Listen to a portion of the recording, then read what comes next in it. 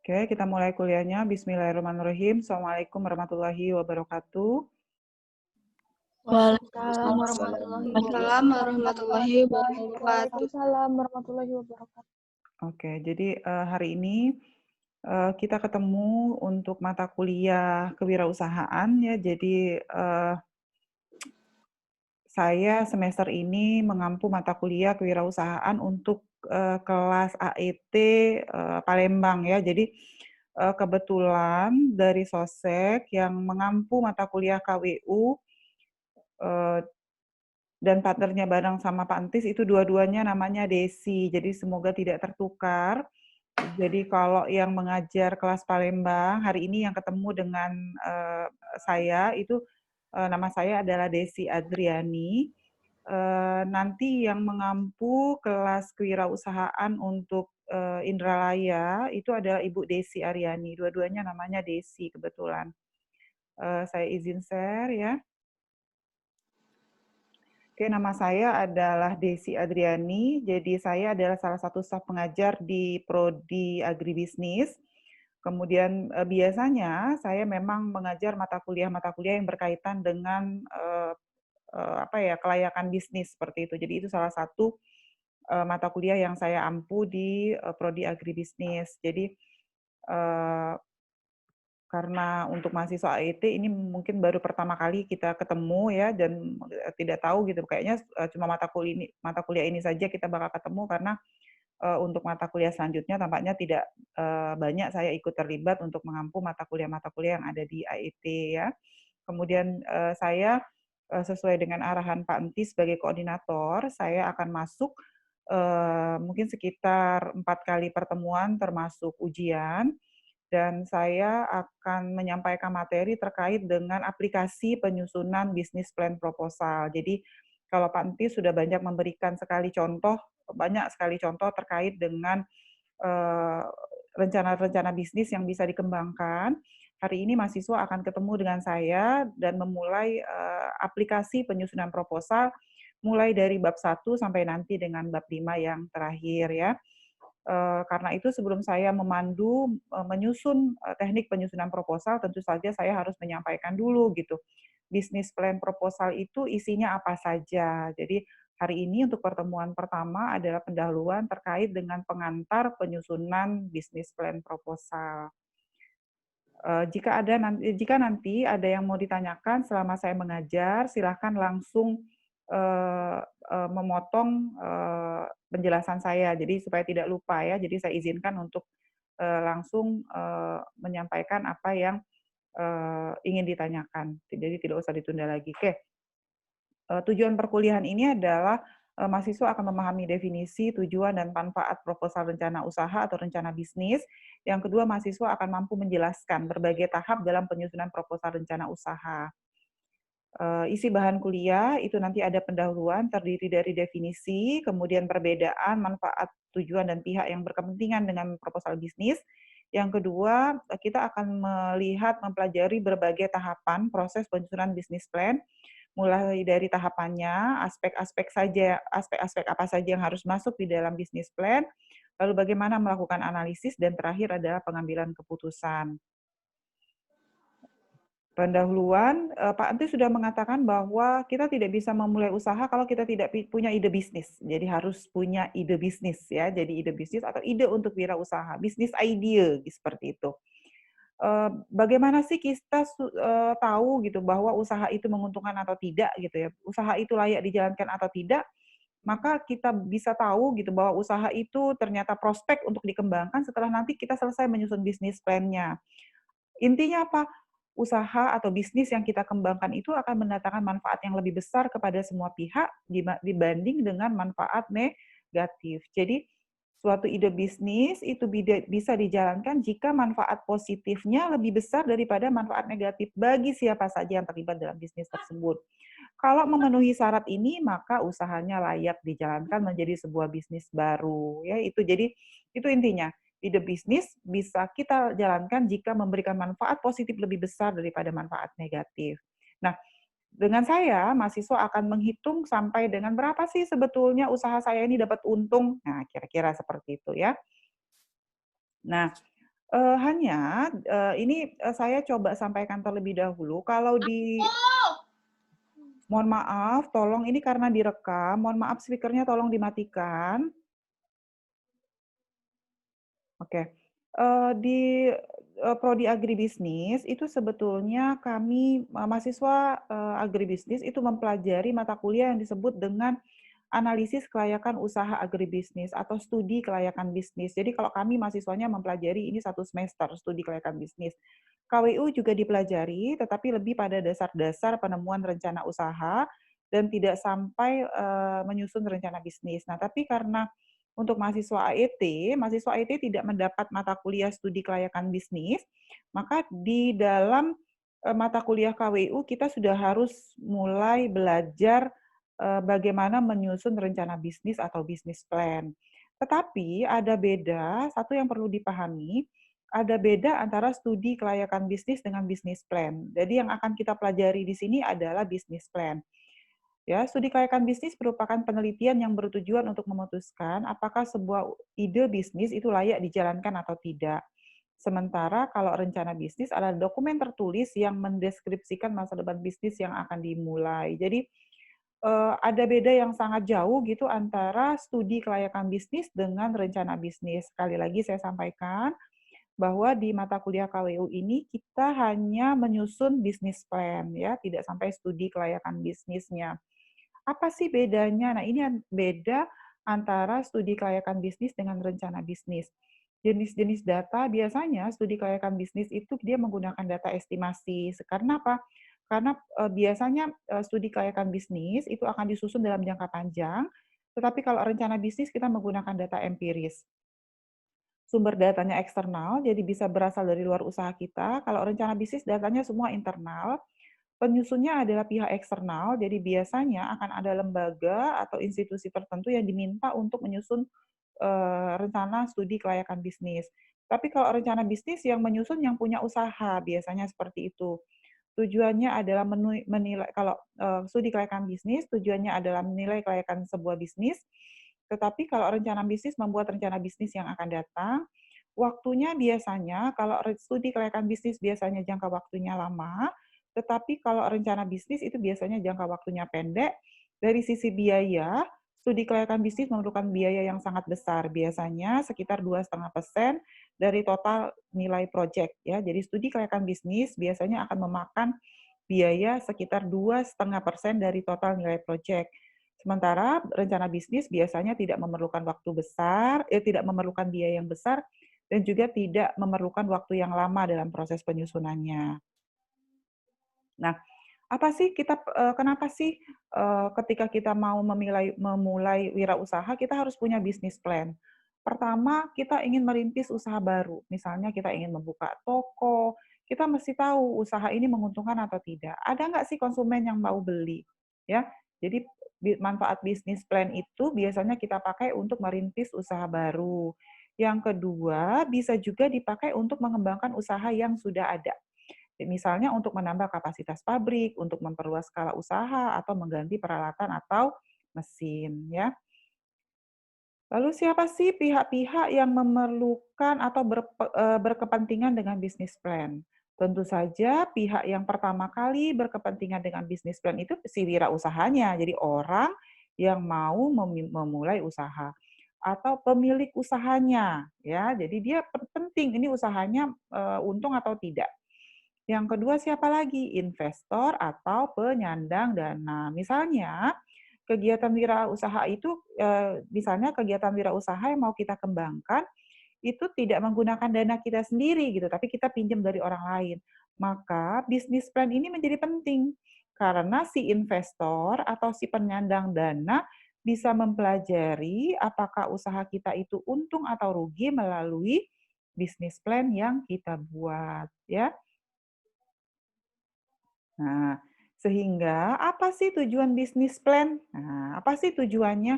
Jadi tujuannya adalah untuk menghindari keterlanjuran penanaman modal yang terlalu besar pada peluang bisnis yang ternyata kurang menguntungkan. Jadi jangan sampai kita itu melakukan investasi pada usaha yang ternyata kurang menguntungkan. Bukan hanya kurang, ternyata tidak menguntungkan. Nah, itu jangan sampai seperti itu ya.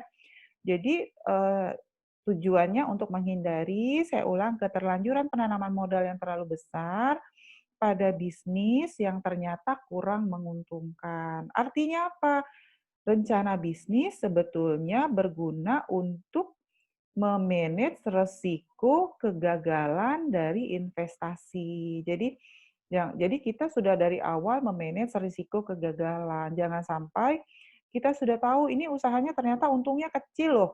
Ini usahanya ternyata nggak punya untung loh, terus masih tetap kita laksanakan. Ya, jadi itulah guna dari bisnis plan. Nah, sampai sini silahkan Kak, jika ada yang ingin ditanyakan terkait dengan apa itu bisnis plan, kemudian manfaatnya untuk siapa, pihak-pihak mana yang memerlukan, serta apa tujuan kita perlu menyusun bisnis plan. Silahkan jika ada yang ingin ditanyakan. Silahkan. Ada yang ingin ditanyakan? Belum ada? Belum ada, Bu. Oke, Ibu. Belum ada, Bu. Oke, jika belum ada, sampai sini jelas ya. Jadi yang akan kita bahas di dalam mata kuliah kewirausahaan itu adalah menyusun bisnis plan ya. Jadi membuat bisnis plan proposal, bukan melakukan menyusun studi kelayakan bisnis. Karena kalau studi kelayakan bisnis biasanya diperlukan waktu yang relatif lama dan datanya juga harus banyak dan lengkap. Jadi di KWU karena mahasiswa masih mempelajari terkait dengan pengantar bisnis, maka kita hanya membuat bisnis plan saja. Ya, tetapi kalau untuk mahasiswa agribisnis itu kami mahasiswa akan mempelajari sampai dengan menyusun studi kelayakan bisnisnya. Ya, jadi sampai dengan prospek usaha 25 tahun ke depan, 20 tahun ke depan sampai seperti itu. Tapi kalau bisnis plan tidak, ya. Kalau bisnis plan biasanya hanya satu kali siklus produksi saja. Ibu lanjutkan ya. Nah, kita akan masuk dengan proses penyusunan bisnis plan.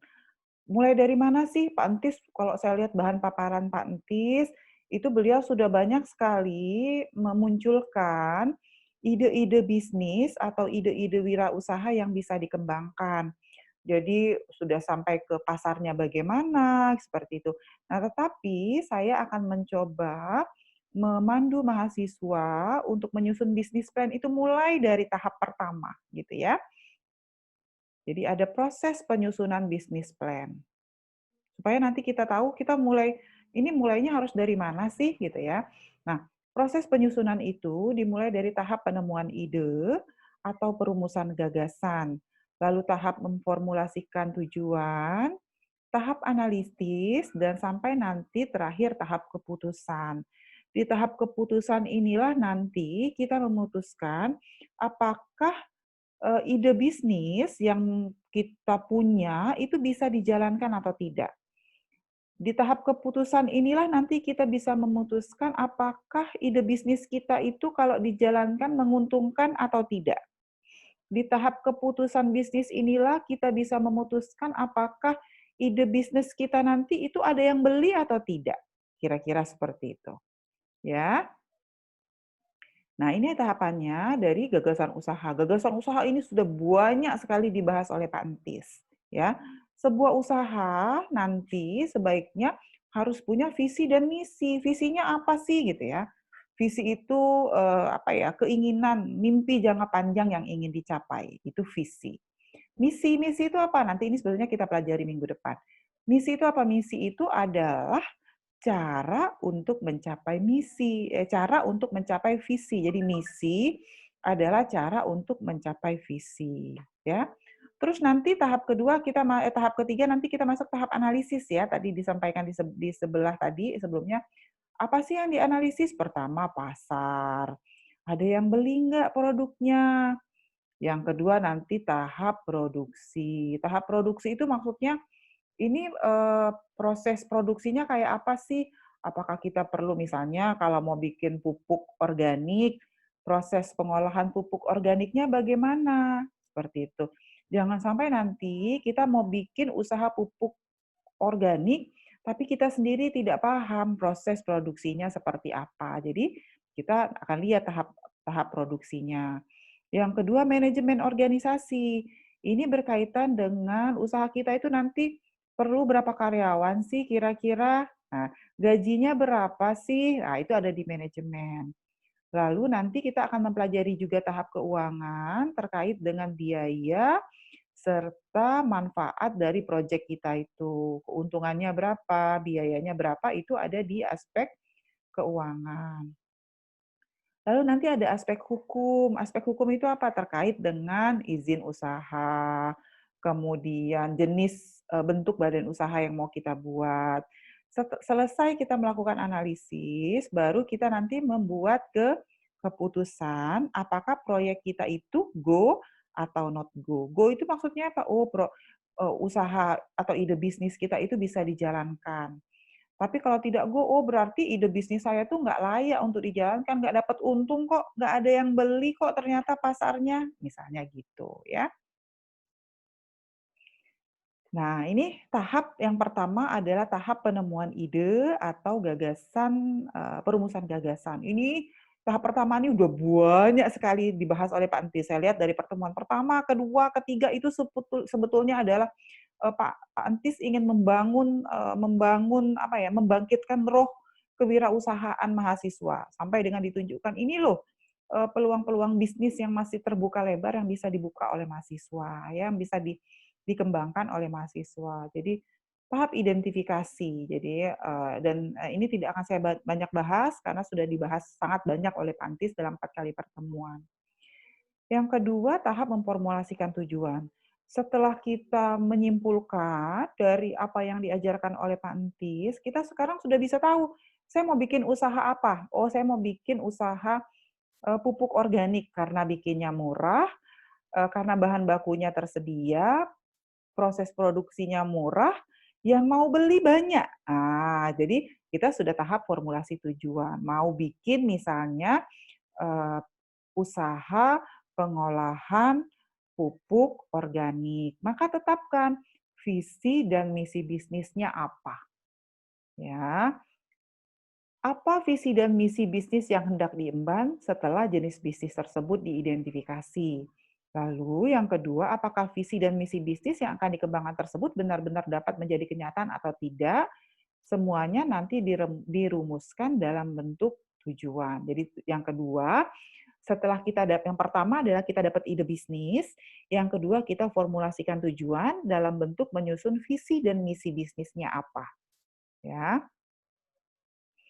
Yang ketiga, kita masuk pada tahap analisis. Tahap analisis adalah tahap pengkajian ide bisnis. Apakah ide bisnis akan dapat mencapai tujuan atau tidak? Ada beberapa aspek yang dibahas dalam tahap analisis. Nah, aspek-aspek ini nanti akan kita pelajari satu-satu di pertemuan kedua, ketiga, dan keempat ya. Jadi aspek ini akan kita bahas satu persatu. Yang pertama adalah aspek pasar.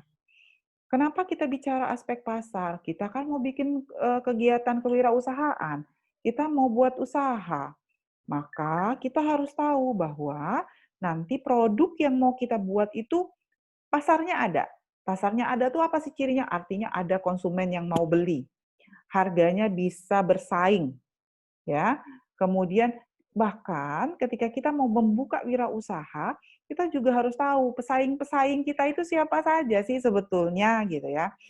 Supaya kita tahu, oh usahanya tuh belum ada pesaing loh gitu lah ya. Sehingga kita bisa kembangkan jenis usaha tersebut.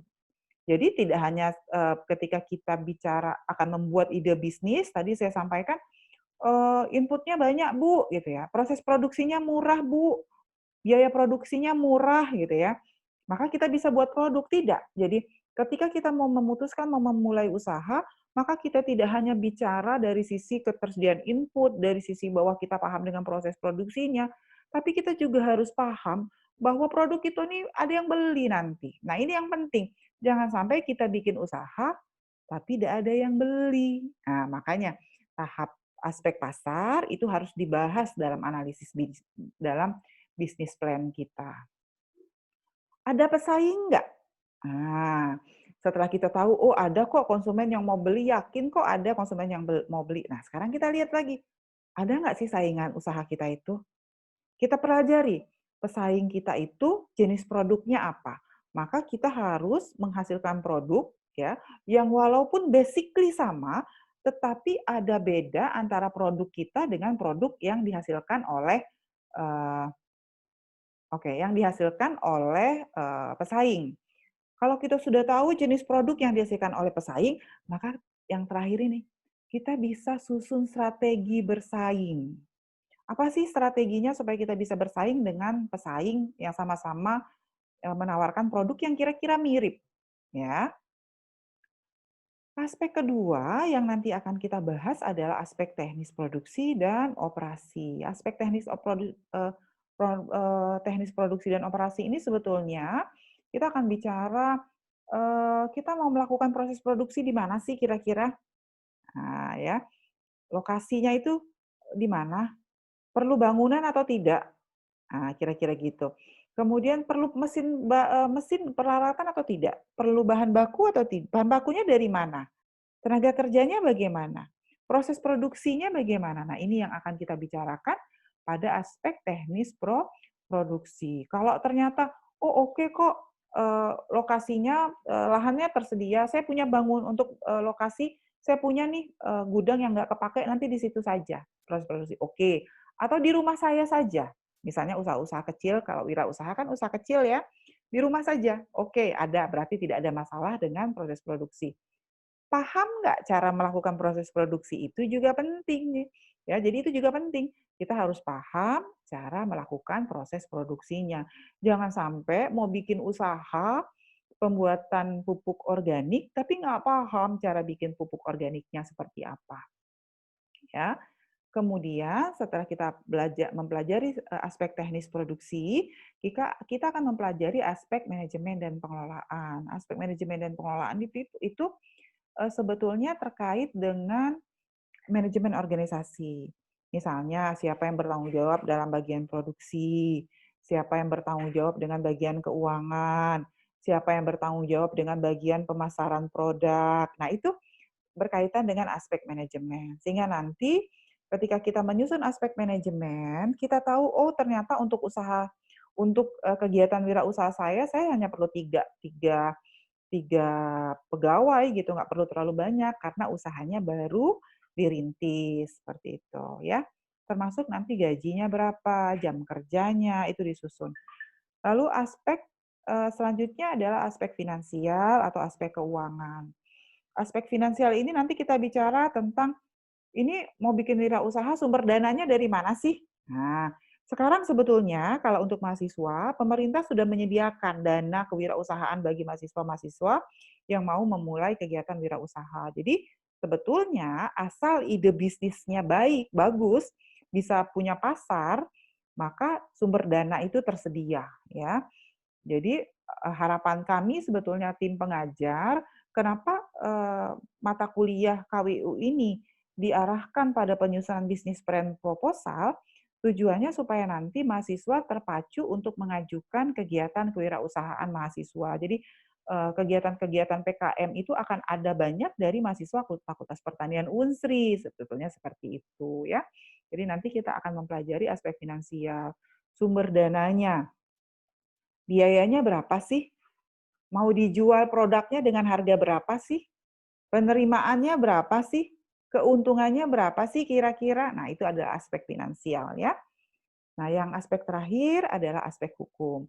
Aspek hukum ini bisa menjadi aspek penting, bisa juga nggak penting. Nah, kadang-kadang beberapa kalau misalnya kegiatannya adalah kewirausahaan mahasiswa, maka tidak memerlukan pemenuhan standar legalitas yang tinggi gitu ya. Jadi kenapa? Karena kalau kita seperti PKM, kita tidak kegiatan PKM mahasiswa tidak perlu ada surat izin usaha, tidak perlu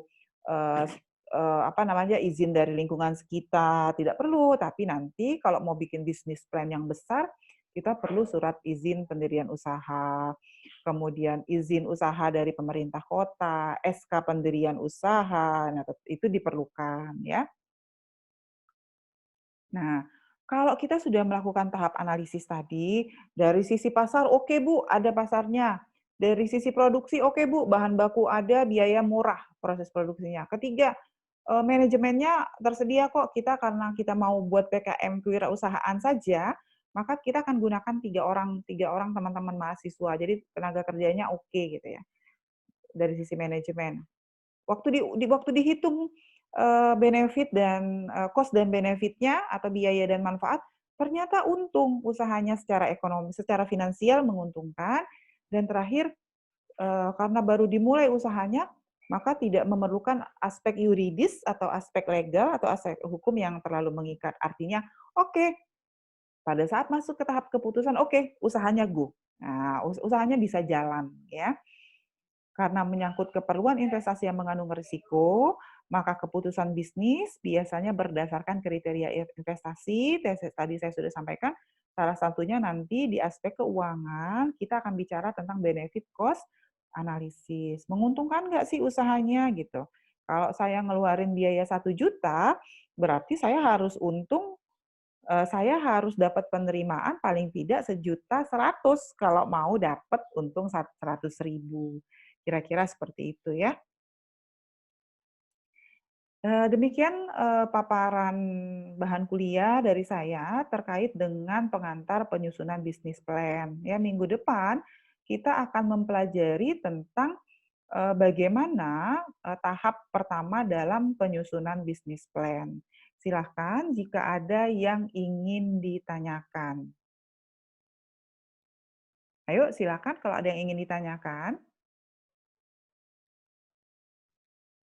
Silakan semua kalau boleh diaktifkan videonya.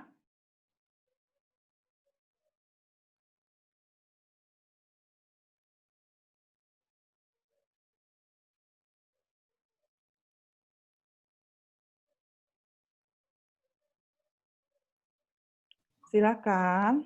Ibu izin bertanya, Bu. Ya, silakan. Sebutkan namanya, Nak. Afna Listia, Bu. Oke, Afna Listia. Silakan, Afna Listia. Ibu, tadi kan waktu yang tahap penyusunan bisnis plan itu kan salah satu orang-orangnya itu kan dari internal aja kan, Bu? Ya, betul. Nah, sedangkan kita tuh tadi ada yang penyandang dana atau sebagai investor itu. Betul. Nah, biasanya itu kan dari pihak luar, Bu. Apa mungkin waktu tahap keputusan nanti bisa nggak jalan karena investornya tadi nggak ada kayak gitu, Bu? Oke, nah jadi itu tadi investor, bisnis plan proposal yang kita susun itu akan menjadi dasar bagi investor untuk mendanai atau tidak mendanai usaha kita. Ya, seperti itu. Jadi, kalau seandainya ternyata usaha kita menguntungkan, biasanya investor mau mendanai. Nah, pada kasus tertentu gitu ya, tadi mungkin investornya lari, ya, gitu ya, dalam tanda kutip hal-hal buruk lah gitu, investornya lari. Dalam kasus seperti itu, apa yang harus kita lakukan? Kalau menurut saya, maka yang harus kita lakukan ketika awal, kita harus membuat kesepakatan antara investor sebagai penyandang dana dengan kita yang punya usaha.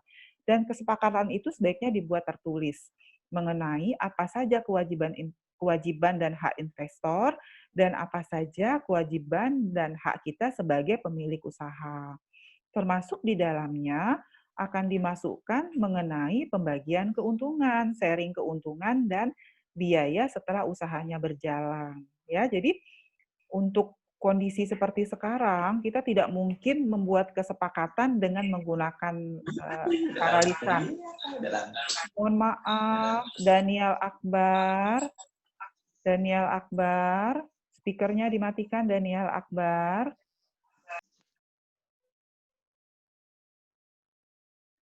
Oke, ya jadi untuk saat-saat ini kita tidak mungkin membuat kesepakatan tanpa membuat kesepakatan dengan investor dengan cara lisan. Jadi semuanya harus dibuat tertulis seperti itu. Ya, gimana Afna Listia? Bagus pertanyaannya. Silakan yang lain bertanya.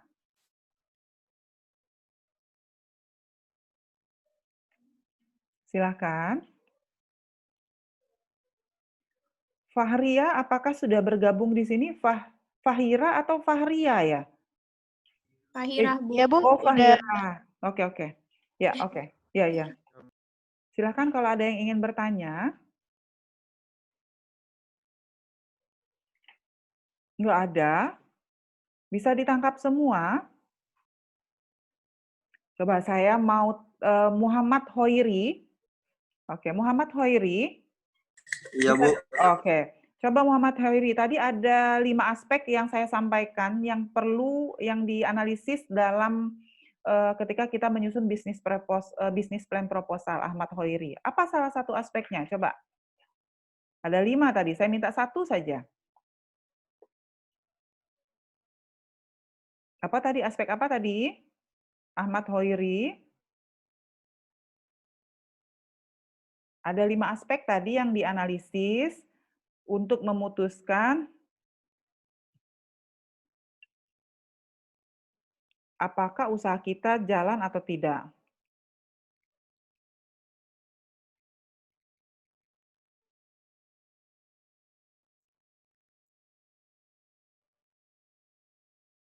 Gimana? Ahmad Hoiri, bisa? Oh ya, bahan kuliahnya sudah saya masukkan di e-learning ya, jadi nanti silakan di-download untuk dibaca. Dipelajari, bukan dibaca saja. Ya. Ahmad Hoiri, apa? Menyimak nggak? Kalau kita mau bikin usaha, yang mau kita lihat itu apa sih yang penting? Kalau konsumen itu mau ada konsumen atau tidak? Nah, itu aspek apa sih kira-kira? Ini visi misinya tadi, Bu. Oke, visi misi. Apalagi kira-kira setelah visi misi? Safitri Tunggal Dewi, silahkan Safitri. Diaktifkan speakernya. Apa aspeknya salah satunya?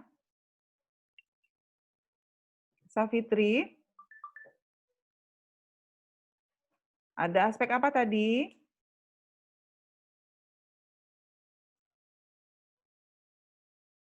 Ayo aspek apa? Fahira Adisa, silakan Fahira, aspek apa Fahira?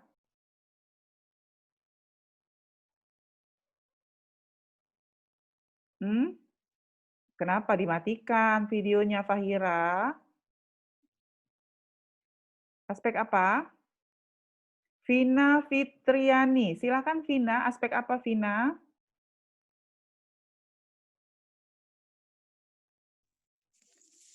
Bu. Ya, silakan. Siapa? Bayu Muhammad Iqbal, siapa? Ya, Bu. Izin menyebut, Bu. Ya, silakan. Bayu. Aspek hukum dan aspek hukum, aspek pasar dan pasaran, Bu. Oke, good. Ya, jadi ini sampel ya. Kita kuliah pertama dengan saya, ini sampel. Jadi ternyata kalau dari 5 yang ditanya, 1 yang bisa, berarti yang menyimak kuliah saya hari ini hanya 25%. Ya, jadi kami sebagai dosen memahami bahwa kita kuliah dengan segala keterbatasan. Tetapi tolong disimak apa yang disampaikan ya. Oke. Ada yang mau bertanya lagi? Silahkan.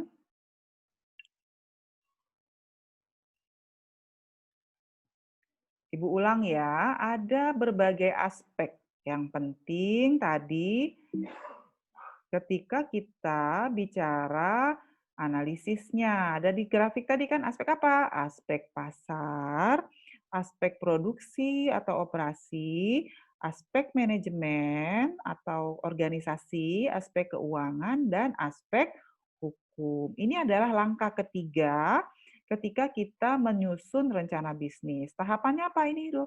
Tahapannya menemukan ide, memformulasikan tujuan, yaitu visi misi, Lalu masuk ke tahap analisis. Di tahap analisis inilah kita menganalisis 5 aspek tadi, aspek pasar, aspek hukum, organisasi, aspek keuangan, dan aspek produksi. Setelah kita mempelajari 5 aspek, baru kita bisa mengambil keputusan apakah usaha kita itu layak atau tidak layak untuk dijalankan. Bisa mengikuti sampai sini? Bisa, Bu. Oke. Bisa, Bu. Sekarang saya tanya. Oke. Sekarang stop share. Belda Salsabila. Oke, silakan. Sekarang Ibu tanya, kenapa sih kalau mau bikin usaha, kita mesti menyusun bisnis plan? Karena Bu, kalau kita kan kalau plan itu rencana. Nah, untuk kita bisnis, jadi kita harus ada rencana dulu untuk ke depannya cak mano. Rencananya isinya apa kira-kira Belda?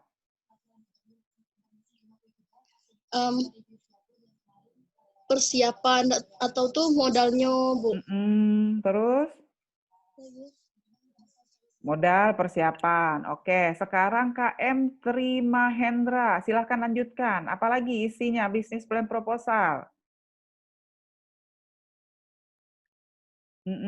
Silahkan. Ayo. Terima Hendra, silahkan.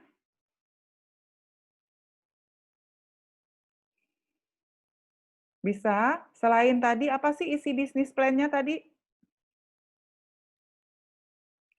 Pertanyaan tadi, kenapa sih kita harus menyusun bisnis plan? Nah, ya, kenapa sih kita perlu nyusun kalau mau mulai usaha harus nyusun bisnis plan?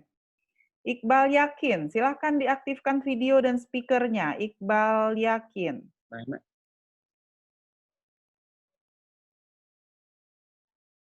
Iqbal Yakin. Iqbal. Oke, Iqbal nanti saya di absen dialognya saya ini kan ya, saya anggap tidak hadir kalau nggak bisa aktifkan. Oke. Ya, Bu. Apa tujuan kenapa kita perlu menyusun bisnis plan kalau mau mulai usaha? Biar usahanya berjalan lancar, Bu.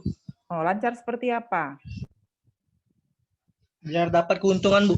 Biar dapat keuntungan. Kalau ternyata bisnis plan-nya ada untung, bisa jalan nggak usahanya? Nggak bisa, Bu. Nggak bisa, oke. Ya, jadi Ibu ulang kembali, ketika kita ingin menjalankan usaha, kita perlu menyusun bisnis plan. Tujuannya apa? Tujuannya tadi sudah disampaikan. Untuk menghindari keterlanjuran penanaman modal yang terlalu besar ya pada peluang bisnis yang ternyata kurang menguntungkan. Jadi jangan sampai kita menanamkan modal pada usaha yang ternyata nggak menguntungkan. Kira-kira seperti itu kalimatnya ya.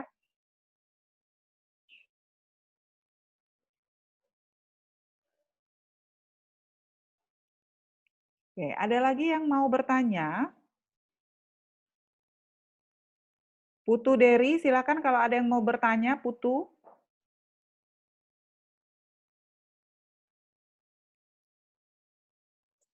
Belum ada, Bu. Belum?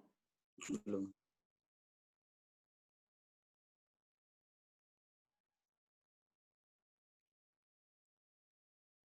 Bagaimana cara menemukan Muhammad Hoi?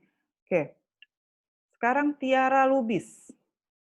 Bagaimana cara menemukan ide bisnis?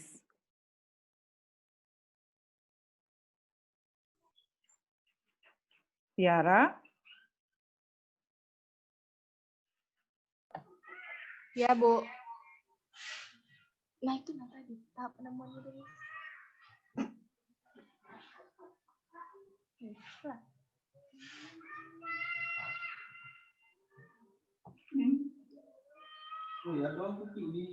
Kan aku lah ngomong tadi.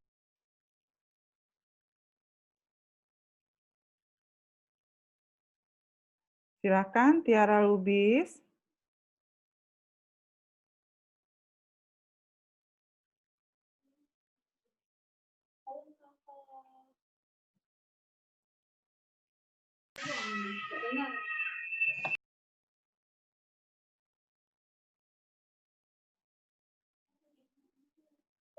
Tiara Lubis, ada yang bagaimana sih menemukan ide bisnis? Itu Pak Anti sudah 4 kali loh Tiara pertemuan, 4 kali pertemuan cerita bagaimana menemukan ide bisnis.